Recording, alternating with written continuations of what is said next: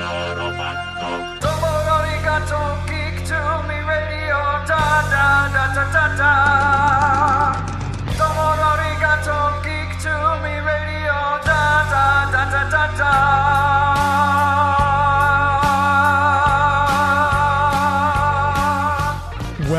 Welcome, geeks and nerds, girls and boys, to a brand new edition of Geek to Me Radio, episode 199. Today we are joined for the whole hour by Rob Paulsen, voice actor extraordinaire. We'll talk about his new memoirs as well as the new Animaniacs reboot on Hulu. All that and more, stand by.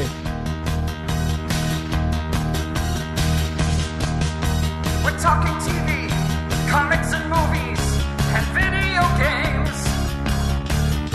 And if you don't know Star Trek from Star Wars, we'll try to explain. There are 12 doctors, 4 Hogwarts houses, 1 ring rules them all. To be the greatest Pokemon master, you must catch them all. You must catch them all. Try to catch them all. Gotta catch them all. Gotta catch them all. And for those of you who are brand new to the show, welcome. I'm your host, James Enstall. This is Geek to Me Radio. For those who are longtime listeners, I greatly appreciate your support. Make sure you're following me on Twitter and Instagram at Geek to Me Radio, Facebook.com/Geek to Me Radio. This is a full show, so let's dive in. Right now, joining us, a legendary voice. I would put him up on the Mount Rushmore of voice actors if there was such a thing. We've got Rob Paulsen on the show again. Rob, how are you? Well, I am ready to end the interview right now because it can't get any better than being on the Mount Rushmore of voice talent. James, thank you. I'm well. I'm breathing. I'm not in jail, but the day's not over yet. So far, so good. A lot could happen. We never know. A lot could happen, buddy. So obviously, people are very, very, very excited about Animaniacs coming back to Hulu on November 20th, and I seriously don't think people would be as excited if it was not bringing back the original voice cast, you and Jess and Tress MacNeille and Maurice. It's got to be very exciting for you. Boy, that, with all due respect, is about the most profound understatement I think I could come up with. It really is, James, and it's difficult to even quantify how exciting it is. It's very unique, as one can imagine, in the life of a non-celebrity talent. And I'm not prone to false modesty. I'm an actor. I'm always flattered and enjoy the attention that you and others pay to me. That's what we do. However, I don't draw them. I don't write them. I am just the actor, and I'm speaking on behalf of the other fine, incredibly gifted folks you cited. We know that this is a deeply collaborative effort. And we also know that while we're successful by most measure, we make our living doing something for which we would essentially do for free. We love working. We love each other. We're all older, and we're working every day. If we were in corporate America, we would have all been downsized by now. We get how incredibly fortunate we are. However, in this realm, this type of experience is usually limited to movie stars, celebrities. When you have an opportunity 25 years after the fact in which the king of Hollywood says, hey, kids, you want to get the band back together? And I'll put my juice behind it. We'll get another 35, 40-piece orchestra with Steve and Julie Bernstein, who were there with Richard Stone to do the original music, with Randy Rogel, who wrote United States, Canada, Mexico, Panama, Haiti, Jamaica, Peru. And we're doing it again. Are you in? And it does not, there is no thought of hiring movie stars or celebrity talent to voice the characters, which is not unusual these days. Yeah. Then we're really living a dream. We're really living an incredible opportunity that is provided to very few journeyman actors. So when you look at it in that light, you see what I mean when it's difficult to quantify how exciting this is. Anytime you get a phone call from Steven Spielberg to say, hey, you want to do this again? Oh, when you're in, you don't have to, all you got to do is say yes. You don't have to audition. We know what you can do. Are you kidding me, James? My God, it's unbelievable. And we had you on the show. Last time we had you on was right before Planet Comic Con. I want to say 2018. Yeah. And your book had not come out yet. And reading the book, you opened with the dinner at Morton's Steakhouse. It sounds like you at that time, because I'd asked you about, hey, the reunion is people are rumbling talks about it, anything, and you were like, well, we don't know. So I'm assuming you had to be, obvious reasons, very cagey about it at that time, because if I'm getting the timeline in the book right, you probably knew that it was on the table, but you obviously couldn't say anything. That's exactly right. And journalist, because you see and read between the lines on an old man's face. Yeah, that's true. And as you can imagine, it was only to give ourselves a little bit of room in case something fell through. Sure. This is Hollywood. Deals are made, deals are backed out of, money falls apart, somebody's nose gets out of joint, an eye doesn't get dotted, whatever, all the time. Not often with a guy like Mr. Spielberg, because when he says we're going to do this, we're going to do this. But we were also on Mr. Spielberg's timeline, and Steven's got 18 different projects going at the same time. And while he is really hands-on with Animaniacs, both in the first iteration and now, we had to wait till he could give it his full attention. Folks need to know this. It would be absolutely understandable for people to say, in the context of a guy like Steven Spielberg, well, that's kind of sweet that he's doing that. Well, it's just a cartoon and he's involved. Let me tell you how involved Steven is. Mr. Spielberg, when he decided to do this with Sam Register, the head of Warner Brothers Animation, there were 4 pitches to the usual suspects: Apple, Hulu, Amazon, and Netflix. Mr. Spielberg went to every pitch with the crew. Moreover, he went into every pitch with it very clear that Tress, Maurice, Jess, and I be in. He included a 3-foot by 4-foot blow up of our respective headshots to say, just so you know, the characters are authentic. We know that the show is successful for many reasons, not the least of which are the authenticity of the characters. So before you ask, no stunt casting. These guys are in. So he is, let's wait till I have time to do this the right way.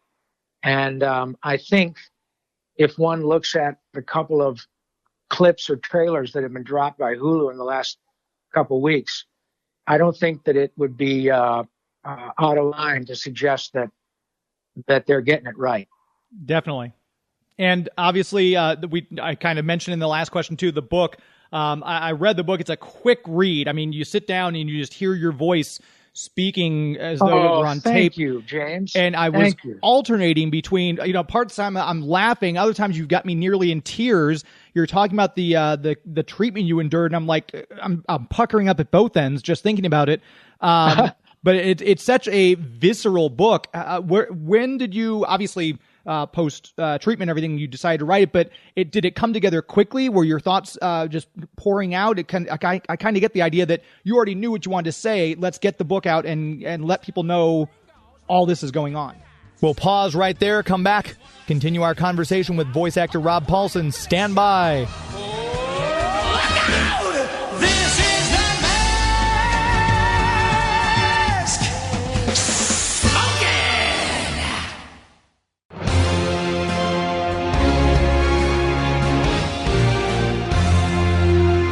Hi, this is Andrea Romano. I happen to be the voice director for many animated series, including the Justice League. You are listening on Geek to Me Radio. Welcome back to Geek to Me Radio. Before we took that first break, we were chatting with Rob Paulsen, asked him to discuss the process of writing the book. I have to say, firstly, thank you very much. That's my co-writer, Mike Fleeman, who really did all the heavy lifting and I could not have asked for a better, more concise review. That's exactly what we wanted to happen. I think, especially if you're talking about a memoir. Look, I had been asked by well-meaning fans for years, God, Mr. Paulsen, you should write a memoir. Look at this wonderful career. And I appreciated that really nice compliment in the spirit in which it was given. But as I mentioned earlier, I'm not a celebrity. And while I have arguably iconic characters in which I've had a part in creating, I thought the last thing the world needs is another rambling celebrity bio by another celebrity who really had a relatively unremarkable life. And I mean that in a positive way. I had two parents who loved each other, who loved me and my siblings. I grew up in a lovely home in Michigan. I made my way to LA like a lot of other hopefuls. It worked out for me. I didn't go to rehab. Well, day's not over again. But I didn't need to write a book about, and then I won an Emmy, and then I did this, and perhaps you know me from, and I know all the countries of the world. So what? It's Hollywood. There are a lot of talented people. I'm good at my job. You're good at your job. It's not that big a deal. But once I had cancer, and specifically throat cancer, I had a story. And it's not that I had cancer. Sadly, we all know someone who has, and even more sadly, we know many people who have not made it. But because of the type of cancer I had and what I do for a living, and I was able not only to survive the treatment, but get back on my feet and do it again with, as I mentioned earlier, the king of Hollywood.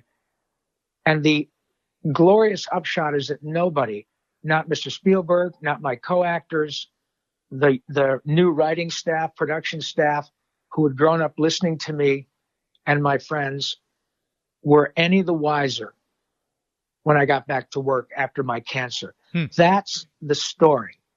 And it is precisely because of nice people like you to give me a platform from which to tell my story that the cartoons are a reason to suck people in, and a conduit to sort of say, let me tell you about my story and about the power of joy and about the power of perseverance, and about the power of those over fright, terror, sadness, cancer, all of that. Because there was a period of time, as you read in the book, in which I wasn't sure that I could do it. Yeah. And this was after I'd already been told that Mr. Spielberg wants to do it. But I'm not going to call him up and say, hey, Steven, I've got cancer. That's not his business, and he doesn't need to know it. And he would say, oh, my God, I'm so sorry. And I have no doubt that had I called him, or not I'm not going to call him up. I don't have a cell phone. But had he known, he would have said, well, you know what? Let's see how things shake out, because we had time. But I didn't know that. Right. So all I was looking at was, pardon me, are you effing kidding me? Yeah. Are you kidding me? I'm waiting for this reboot. The word comes around, and I just start my cancer treatment. Now, I got nothing to be sorry about. But talk about we make plans and God laughs, right? Exactly. But that's not what happened. What happened was I got the living daylights kicked out of me, just like everybody else who goes through a difficult cancer treatment. But it worked. And I'm back to being Yakko and Pinky and Dr. Scratch and Sniff and a bunch of other characters. And no one will know the difference. So when my book gets read, or you help me talk about it, and somebody comes up to you someday and says, James, I heard your interview with that guy, Ron Pullman. I forgot, the actor that does Yakko or whatever. I got to tell you, that was interesting, because my best friend was just diagnosed with the same type of HPV-related throat cancer that killed Eddie Van Halen, and from which Rob Paulsen or Ron Pullman or whatever the hell his name was cured. And I got to tell you, I'm going to send that interview to my buddy, because that information is going to be integral to getting him through, because it so happens that this guy really digs Animaniacs, and he's watching the new episodes. And for him to hear that Yakko had months of chemo and radiation on his throat. And he's back to singing these songs at a high level. Oh my God, that might really help him. And you know what, James? It will. Yeah.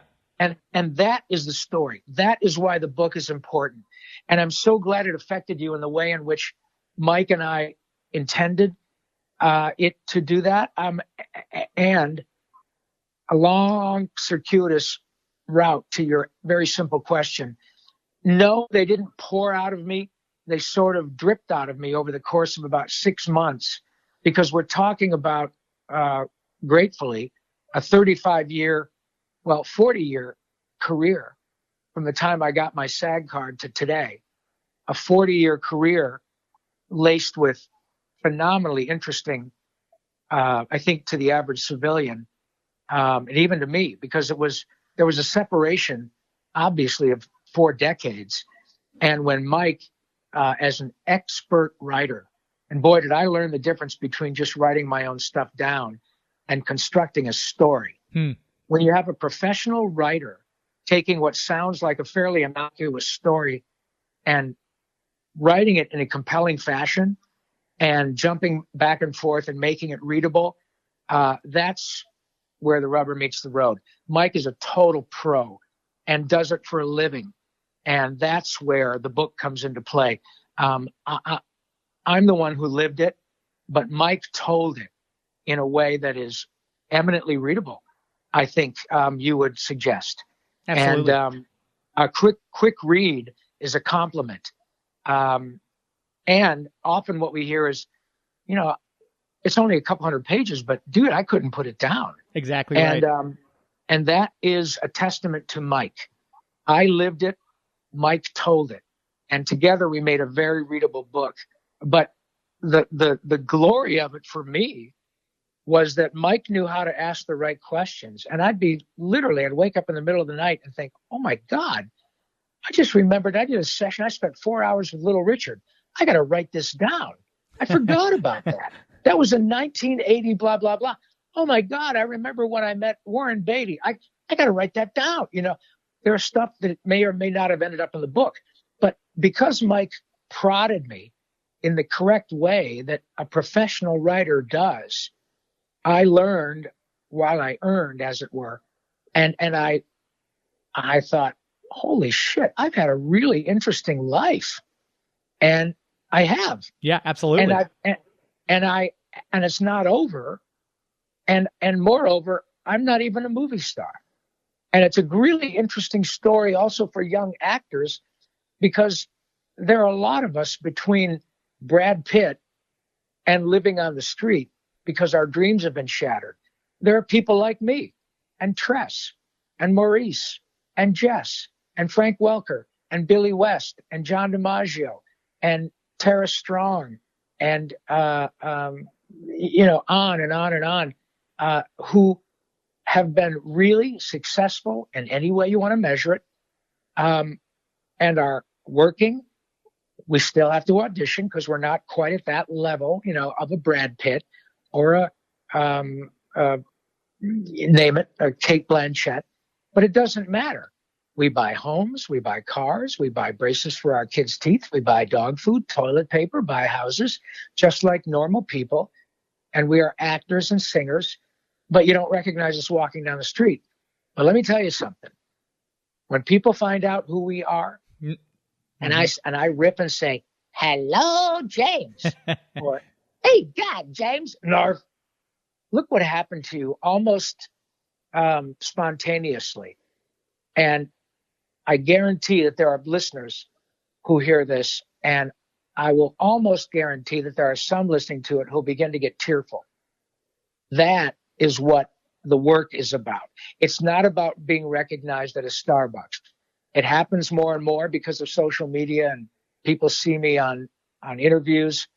But the glorious upshot is that when I'm recognized, all that recognition does is inspire people to laugh and sometimes to cry tears of joy, because they know what Ninja Turtles, Pinky and the Brain, Jimmy Neutron, The Tick, The Mask, Mighty Max, Fairly Odd Parents, Animaniacs, Pinky and the Brain, Gummy Bears, Goof Troop, Spider-Man, the animated series. Spider-Man, the animated Transformers, series. G.I. Joe. There you go. If we list your entire credits, this will lead up the entire 45 minutes. There's too much to go through. Thank you, but you see my point. Yes. Any one of those characters, and I may not even be aware of the one that makes that person tear up. Yeah. And then makes them take the extra 5 minutes to tell me in the line at Starbucks, Mr. Paulsen, you will never know what Ninja Turtles meant to me and my brother during our parents' acrimonious divorce 30 years ago, 25 years ago. That's what my fame, quote unquote, is about, James. And I don't even know how to tell you how profoundly grateful I am that you and others take the time to highlight it. I owe you all a huge debt of gratitude. So thank you. Oh, it's entirely my pleasure. And again, for those listening, the book is Voice Lessons, How a Couple of Ninja Turtles, Pinky, and the Animaniacs Saved My Life. We'll put the link to that in the show notes when this goes up online. But you mentioned, not being a celebrity. I think that's obviously changed, I'd say, in the past decade with the social media and the conventions. Obviously, you're probably getting recognized more. And if anybody deserves the celebrity treatment, buddy, it's you, because you've done so much not only work, but you're such a charitable person. You're doing these events and things like that. I've seen you a couple times live, once at Dragon Con in 2016, and obviously we mentioned Planet Comic Con 2018, and just the time you take with people in your line. You come out from behind the table, you hug them. You're such a gracious individual. And we talked about last time on Twitter, you're one of the positive people. You're not on there, oh, this is horrible, doomsday. You're always a force for good, be it in person or online. So you deserve every bit of celebrity treatment you get, my friend. We'll take our next break, come back and talk more with Rob Paulsen. So please stand by.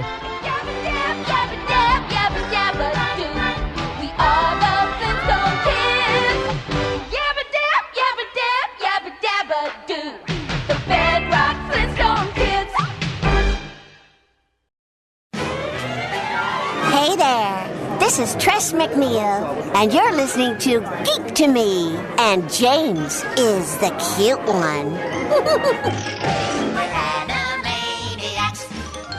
And we've returned for segment 3 of Geek to Me Radio.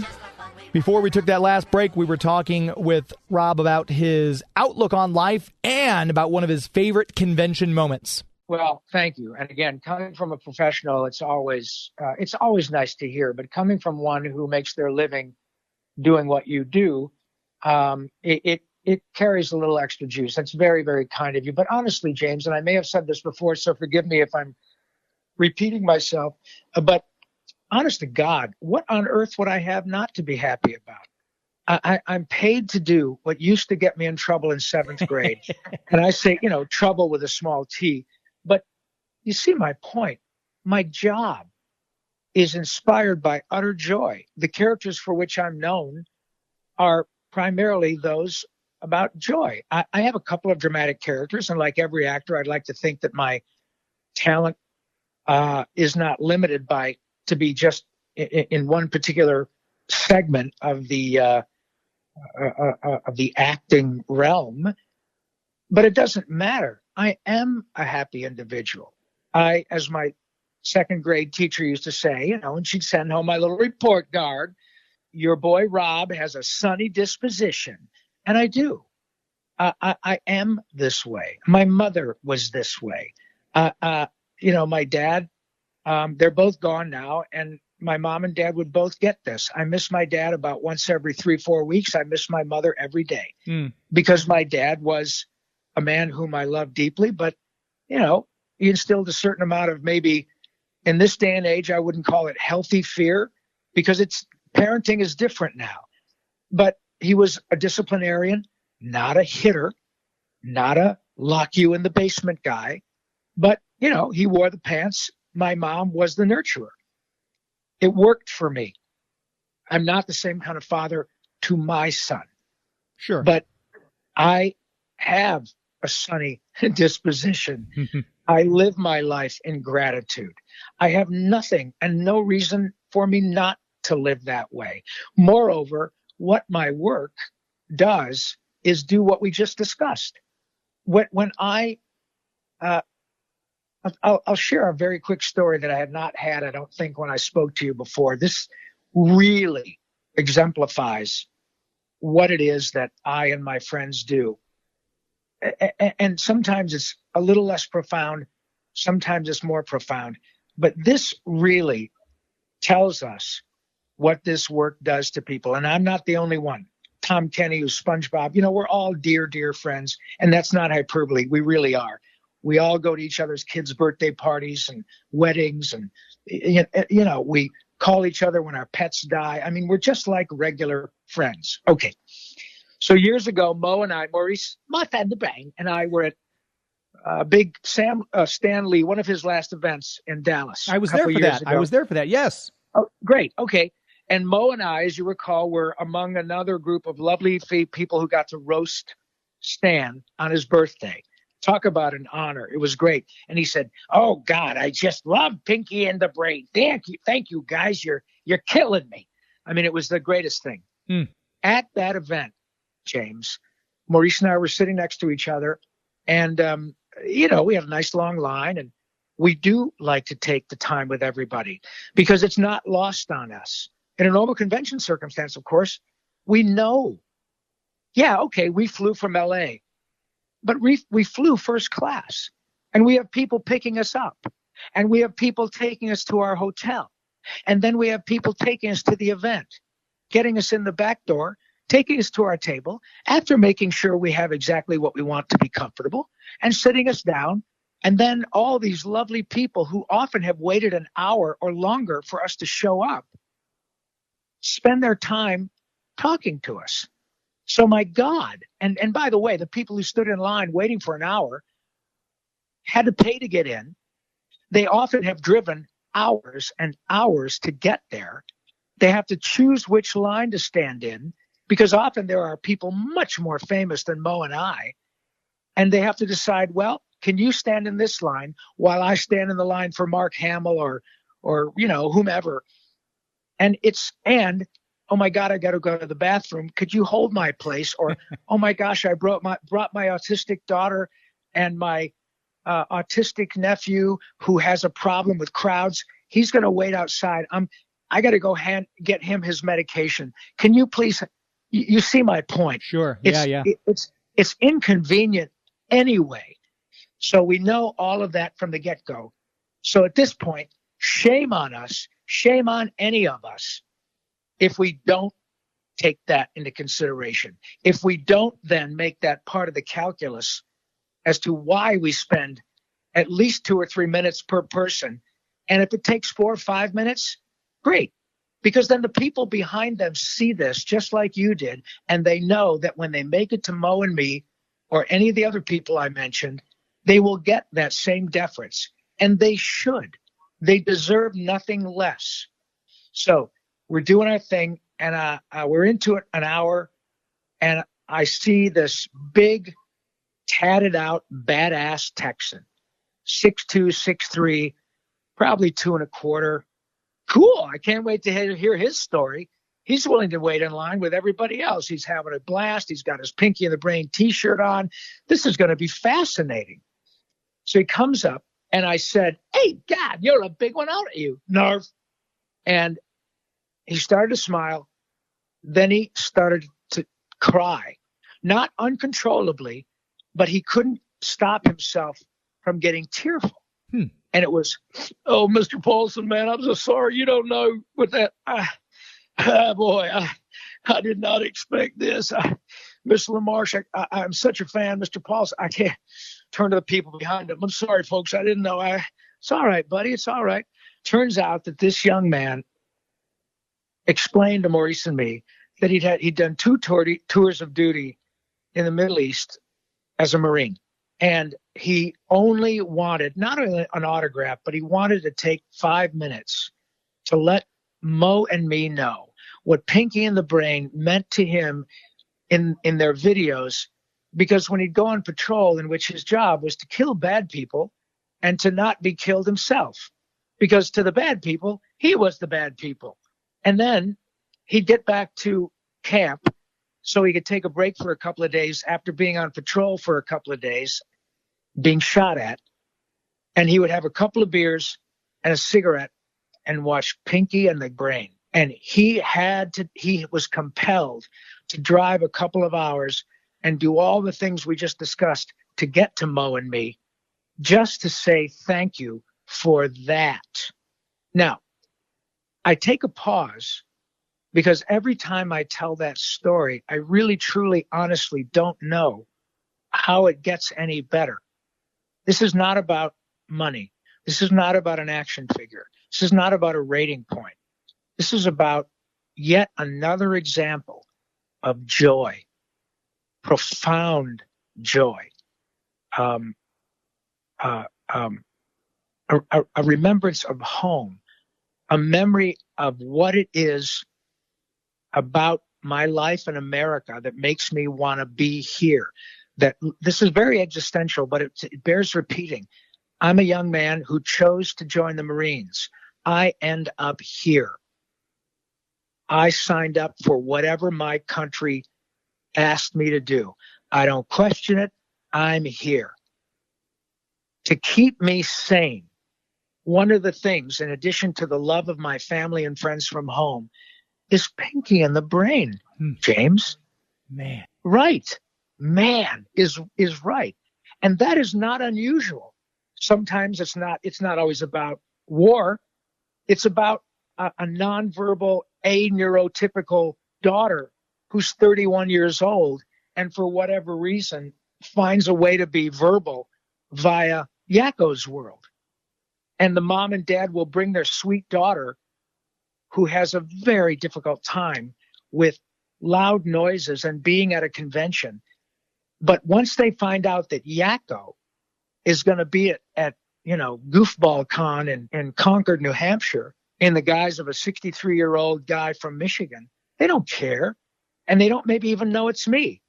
But I'll tell you what, once I say, hello, nurse, to that sweet little girl who only 30 seconds before was perspiring and shaking because mom and dad were trying to keep her together enough to meet Yakko or the Joker or Batman or Timmy Turner. You see my point. Yeah. It just, all of a sudden, all that stuff goes away because Yakko is talking to Catherine. And for 10 minutes, Catherine is neurotypical in the sense that she's laughing at the same things that you and I and our loved ones laugh at with respect to Yakko. But when she goes home, she will still have difficulty relating to people on a level in which you and I take for granted, so that going to the grocery store and buying groceries will always be a challenge for Catherine. Yeah. But for whatever reason, finding a way to hook into Yakko will give her the same joy at that part in her brain and in her soul that it does to James or my wife or all of us who take the normal things in life for granted. It's not about anything else but pure, unadulterated joy from wherever it comes from. That is the magic of what this work does, James. It's really that simple. It hits us where we live, whether we're a Marine who's wanted to come and explain that story of life and death, or a family who's brought their 31-year-old daughter whom they love as much as their other children, but for whatever reason, Yakko is her joy. How on earth do we explain that? And I submit, you know what? And the bottom line, it doesn't really matter. All we know is it does what it does. And I'll be damned, it's fixing to do it again on November 20th. I mean, this is mind-blowing, James. And I've now had the great, glorious opportunity to speak to you more than once and live these incredible, uncanny examples of joy and courage and empathy at a level I never would have were it not for the first success of Animaniacs. And holy crap, 2020 has given us a ton of lemons. And you and I are going to be involved in making a big vat of lemonade. I don't even know how much better it gets, pal. Yeah, 2020, we have to put some vodka in that lemonade to get us through. But at you least, got that right, my friend. I find it fascinating, too, just listening to that story. I'm hanging on your every word because, like I said, not only have I witnessed some of these events, but having you share them. You mentioned in the book your disappointment early on in your career with not being a screen actor, but that's not a reaction a screen actor usually gets, interaction with that Marine or that child. So in many ways, this is like like you said, you hit the lottery. We're going to take another quick break. Come back, continue our chat with Rob Paulsen. Stand by.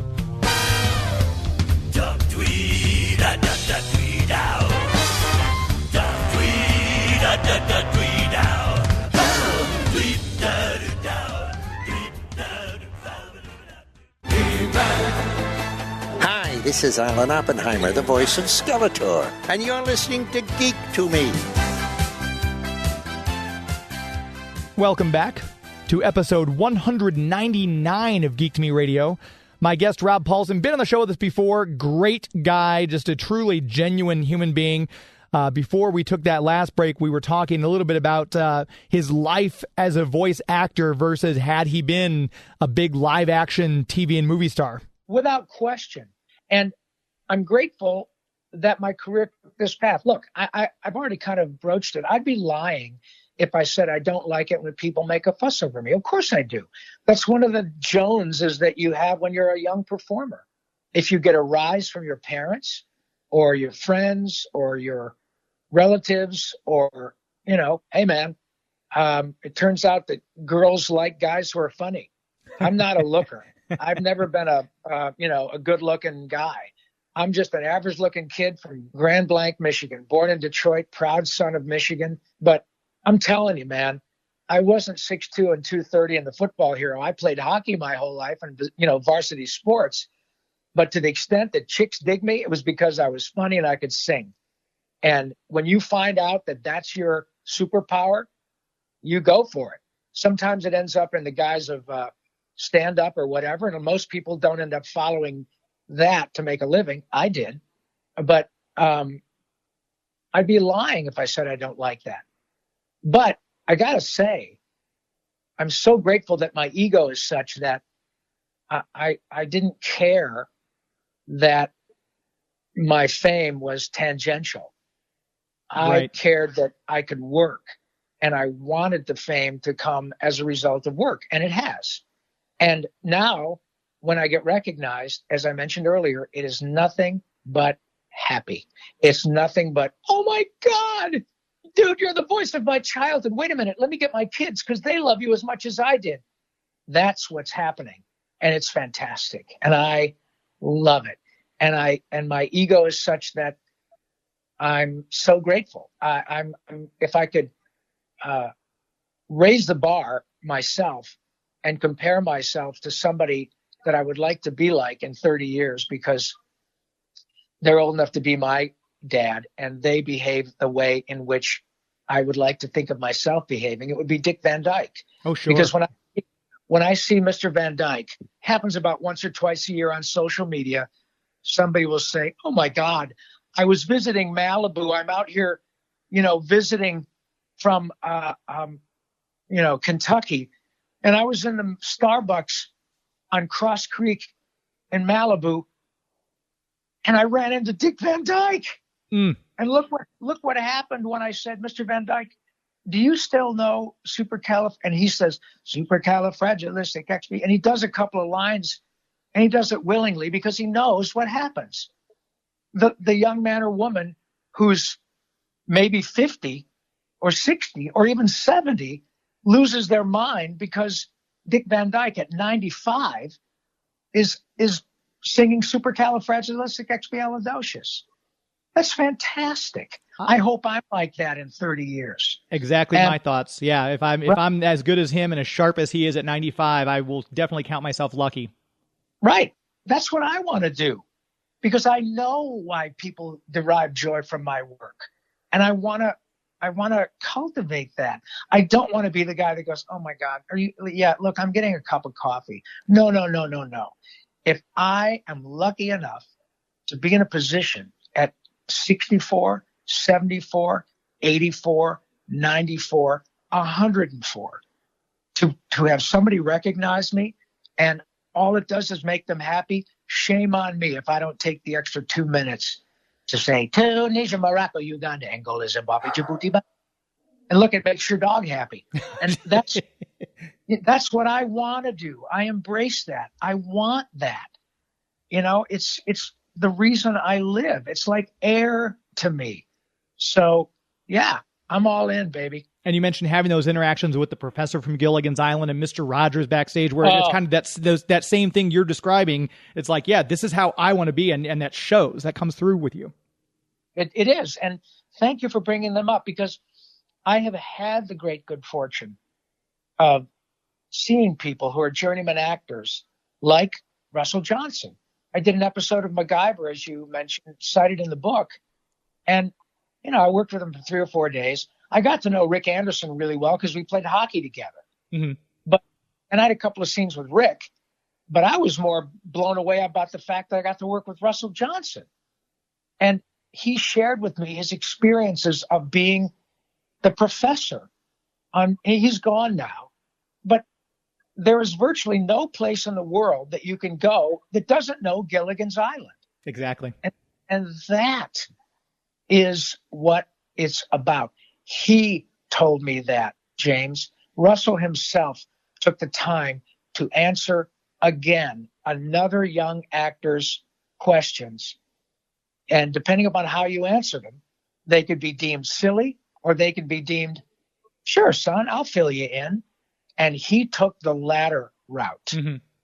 And I'll never forget it. So I had examples like Mr. Johnson, like in my hockey life, Gordie Howe, Bobby Orr, professionally again, Steven Spielberg, Little Richard, Gordon Hunt, who was Helen Hunt's father. Yes, yeah. Directed me in so many cartoons. I got to see how the best of the best of the best, Mel Blanc, June Foray, in this particular milieu, how they behaved.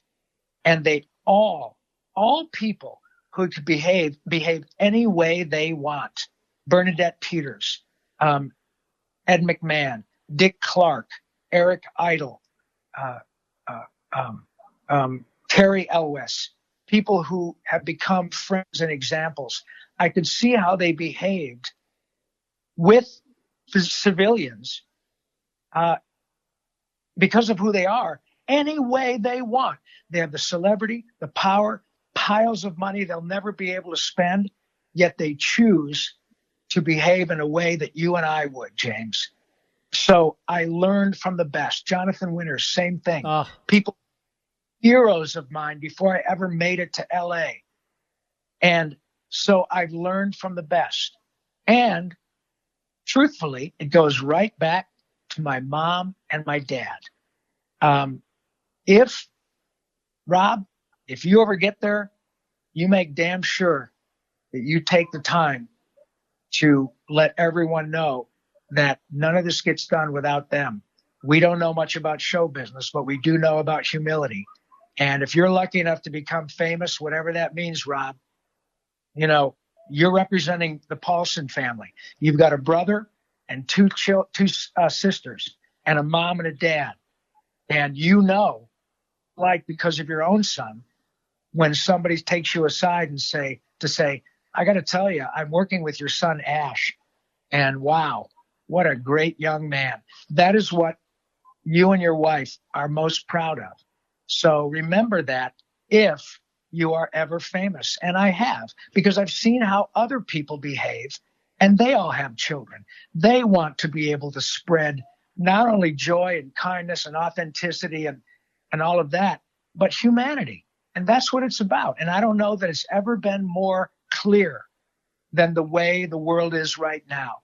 The ability to connect individually and collectively across the world, whether it's because of COVID, the election, racial issues, what you have it, whatever have you. And to the extent that my little part in this is important to anyone, I am always going on to err on the side of humility, because none of this happens without an audience, and none of it happens without guys like Mr. Spielberg and Gordon Hunt, on and on and on, giving me jobs. And I have won the lottery, but I moreover know how lucky I am to be in this position, and I will never not behave that way. Just like Dick Van Dyke, just like Gordie Howe, just like Steven Spielberg. We're all in it together, my friend, and those people know it, and so do I. And you talked about all the different celebrities. Jonathan Winters is just one of my all-time comedic. Oh, my God.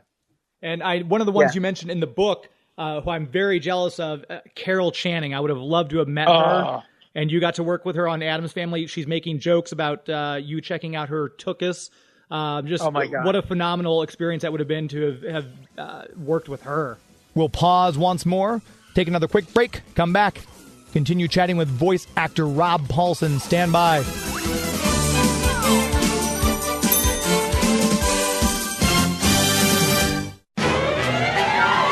Hello, nurses. This is Wacko of the Animaniacs, and you're listening to Geek to Me Radio. And do you know why? Because you know what's faboo. Welcome back to Geek to Me Radio. I'm your host, James Enstall. My guest is Rob Paulsen. And right before we took that last break, we were talking with him about working with some great people like Carol Channing and John Astin. Oh, Lordy. I'm so glad you brought her up. John Astin. We did an animated version of the Addams Family. And when I was a kid, I was crazy over that show. And I got to know John Astin as a result of working on the animated version of the Addams Family, because he reprised his role as Gomez. Carolyn Jones had passed away. So a lovely actress who's a friend of mine, another non-celebrity but truly gifted actress whom I still talk to very regularly, Nancy Linari, played the Carolyn Jones role as Morticia. And the woman who had played Grandmama in the TV version had passed away. So Carol Channing was hired. And instead of Uncle Fester, Rip Taylor was hired. And man, I got to play with the wonderful character actress Edie McClurg. Got to play two neighbors who were, freaked out by the Addams Family's behavior, a la the Kravitzes in Bewitched. And so Edie and I played the Addams Family's next door neighbors.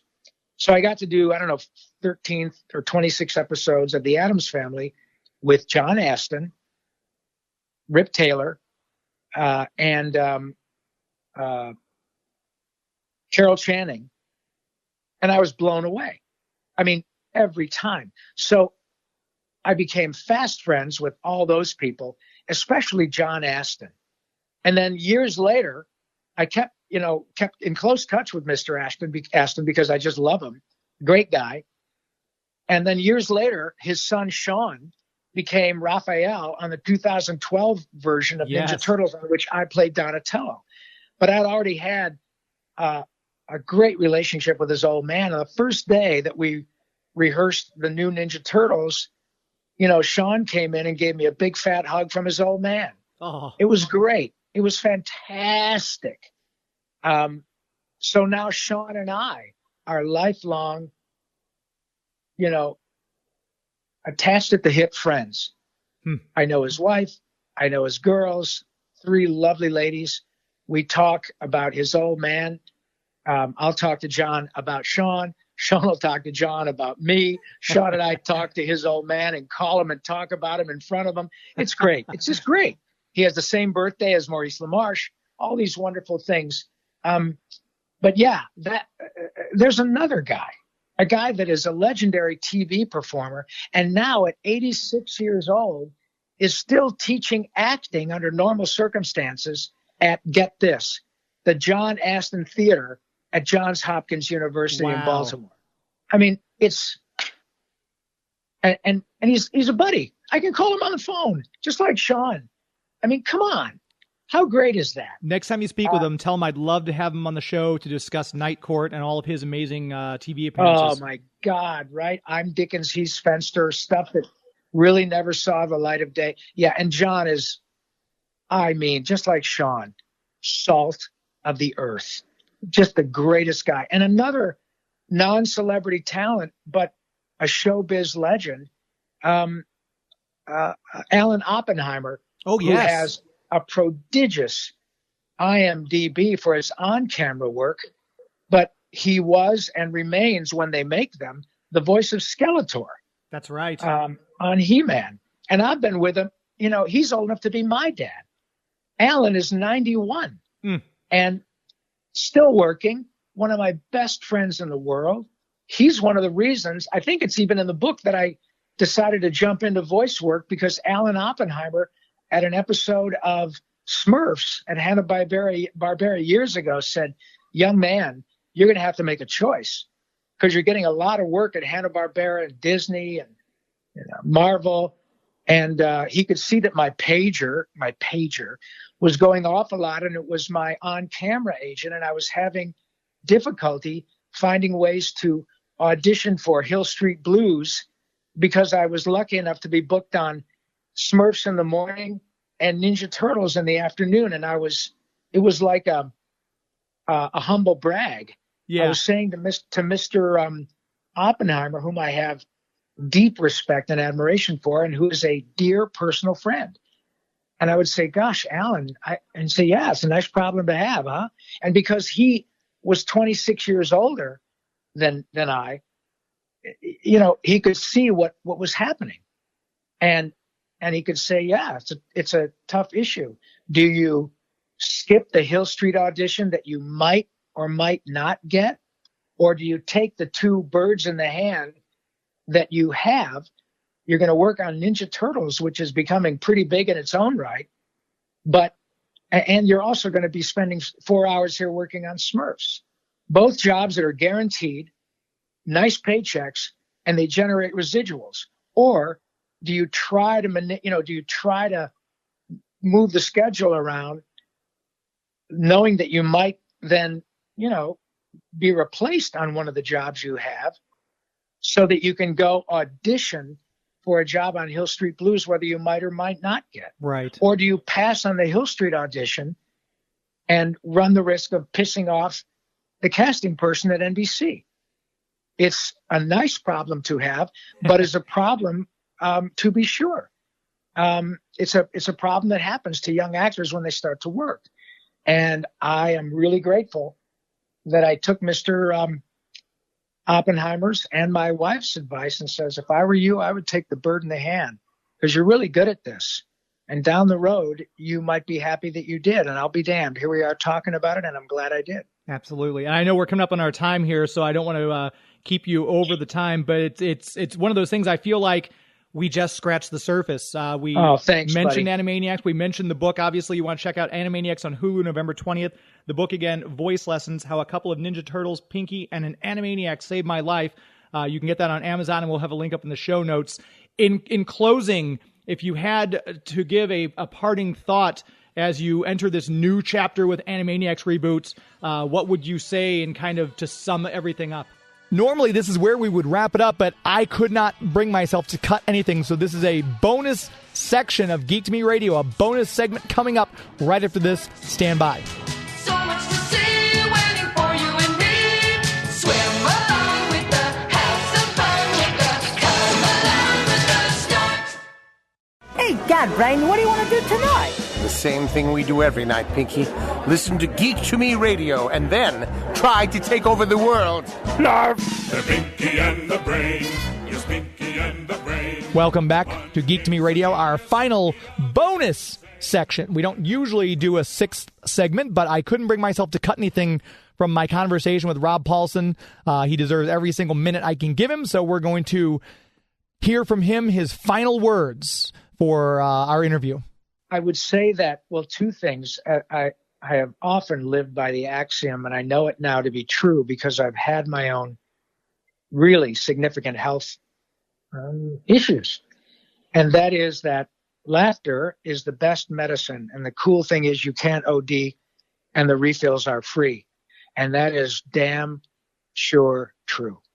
But also now, having spent a lot of time and finding ways to spend time with folks on the autism spectrum, and also being the spokesman for the Head and Neck Cancer Alliance as a result of my experience with throat cancer. I've been fortunate enough to become a spokesman for that particular type of cancer that sadly took Eddie Van Halen, and has beat the daylights out of me and other people who have had that experience, but who have gone on to be helpful and informational. Jim Kelly, the former quarterback of the Buffalo Bills, Michael Douglas, who was the former spokesman for the Head and Neck Cancer Alliance, like I am now.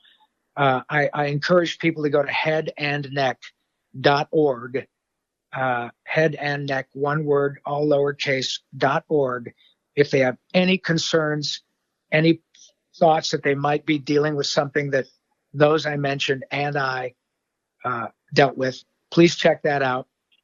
But I really think what I'd like to leave folks with is the following. That is that I've learned enough now to have these interactions with people around the world, both online and in person. And that courage, kindness, empathy, understanding, joy, like love, can come from the most unexpected places. So please be as empathic and sensitive to everything around you as you can be. It doesn't all have to be the madness of the election and the fear of the outcome. Once the dust settles, please open yourself up to everything around you, not only the joyful things, but the not so joyful things, the homeless people, the folks who do have it much more difficult than you. And even when you're having a difficult time, keep your mind and your heart and your attitude in a way that allows you to see that everybody, irrespective of where they are perceived to be, has their own battle. And you never know from that perspective where you might find inspiration, you might find joy, you might find love, you might find empathy, sympathy, from a place you never in a million years thought you'd find it. And it will make your life so much more full. Moreover, it will make you, the observer, the person who is taking advantage of those little gifts that are around us all the time, if we only take the time to open ourselves up for them. It will make us all better people. I am a better person now than I was a year ago, but I'm not even close to the kind of person I'm going to be 10 years from now. And it's because I'm learning to avail myself of all of that's around me, from young, old, just the way in which people live their lives. And it's a gift. It really is. So take advantage of it because it's free. So thank you very much for letting me speak my piece. And once again, James, you've given me a wonderfully glorious pulpit from which to speak my rambling truth, buddy. And I'm really grateful for the opportunity. So thanks so much, and I can't wait to do it again with you. Absolutely. We probably have you on once a week and would never get old. Again, the book, Voice Lessons, How a Couple of Ninja Turtles, Pinky and Animaniacs Saved My Life. And, of course, check out the Hulu reunion on November 20th of Animaniacs. Hopefully we get back to conventions because I've got some more action figures I need you to sign. Hey, man, I got a pile of brand new Sharpies, and as soon as we get the all clear, I'm there. Perfect. Rob Paulsen, continued success to you. Thank you so much for your time. My great pleasure. Thanks a lot, James. Take care. That's going to do it. My thanks once again to our show sponsors, Marcus Theaters. MarcusTheaters.com is the website. Gift the gift of movies this year. And, of course, the City of St. Charles. Discover stcharles.com. Thank you, as always, to Joey V, who is making this show chug along like the little engine that could. I would not be able to do it without him. Next week is our 200th episode. We're going to talk with Alan Burnett. It's going to be a brilliant conversation. I can't wait for you to hear it. And until next week, my friends. It's not in the way you watch iZombie. It's not in the way you watch The Flash. It's not in the way you love Scotty Young Arts. It's not in the way you play Mario Kart. It's not in the way you look when you make Game of Thrones references. That's our show. This is Geek to Me Radio. That's our show. This is Geek to Me Radio. Thank you, Warner Brothers Backlot. Good night. Hi, this is James Enstall, host of Geek to Me Radio, and in honor of my favorite Themyscirian, I've decided to become an Amazon warrior. Hera, give me strength. The next time you want to buy something from Amazon, go to geektomeradio.com first and click on our Amazon affiliate link. Simply shop like you normally would, and when you check out, a small percentage will go towards supporting the show. So remember, the next time you want to search Amazon for the latest Wonder Woman graphic novel or parts for your invisible jet, click through from geektomeradio.com first. The world was in peril. Would you have me stand by and do nothing?